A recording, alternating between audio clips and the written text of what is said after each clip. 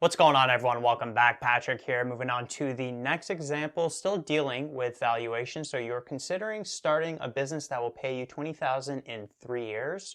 If the interest rate is 5.3%, what is the maximum amount you'd be willing to invest in the business today? If you decide to invest $18,000 today, what benefit are you sacrificing? So what's happening is you're going to be investing in a business that's going to pay you in 3 years $20,000. And they're asking, what's the maximum amount you'd be willing to invest in the business today, which would be time 0. And the maximum amount you'd be willing to invest would be what the value of the business is today, and the value of anything is always the present value of all future cash flows. So what we got to do, we got to find out what's the present value of this 20,000 here. And multiple ways you could do it. You could do it algebraically or with a financial calculator. So algebraically, we would take 20,000 and then discount it by 5.3%. So we do 1 plus the interest rate, which is 5.3%, divided by 100 to put it as a decimal here.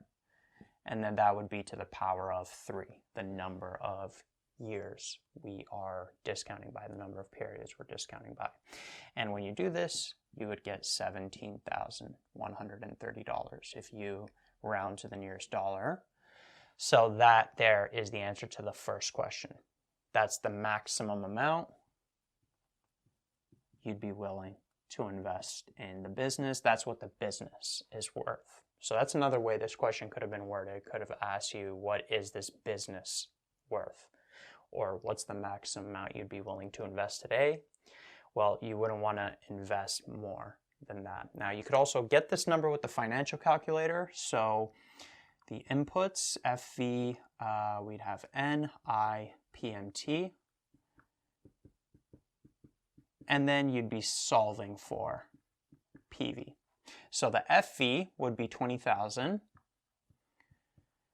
Doesn't really matter if it's positive or negative because the payment is 0. So if you put negative here, you're going to get a positive amount. If you put a positive amount here, you're going to get a negative amount. You're still looking at the absolute value in this question because we're just going to be looking at the 17,130. But if you do want to sort of make these inputs in tune with this scenario intuitively, with the positives and negatives, then the future value could be positive because you could think of it as you're going to get money in 3 years, right? That's going to be in 3 years and the interest rate is going to be 5.3%.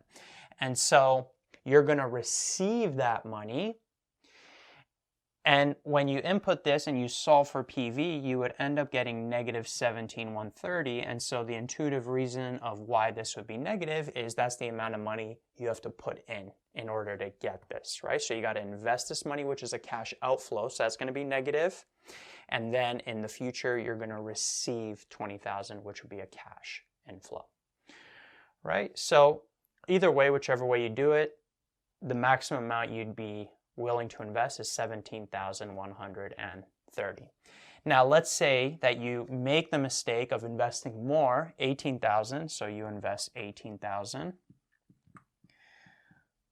but you're investing in something that has a value of 17,130. So what's the benefit that you're sacrificing? Well, it would just be the difference between that, which would be $870. So that's what you're losing, quote unquote, on. That's what you're sacrificing. That amount right there.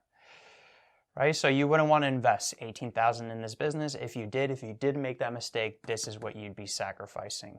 Because you can invest this 18,000 into a bank that's paying you 5.3% into a savings account, and you would receive more than 20,000 in 3 years. So that's one way to look at it. Another way to look at it is you can take the 18,000. If you did want 20,000 in 3 years, instead of investing in this business, you can take 17,130 and put it in the bank, and that would give you that 20,000 in 3 years, and then you'd still have 870 left over today to spend however you want, whether you want to spend it today, whether you want to invest that. So that's another way to look at it in terms of how you're losing here. So one way to look at it is you could take the 18,000 instead, invest it all at 5.3% and get a cash flow greater than 20,000 in 3 years. Or you can take the 18,000, a portion you invest to get that 20,000 to match that cash flow of the business, and you would still have 870 left over today.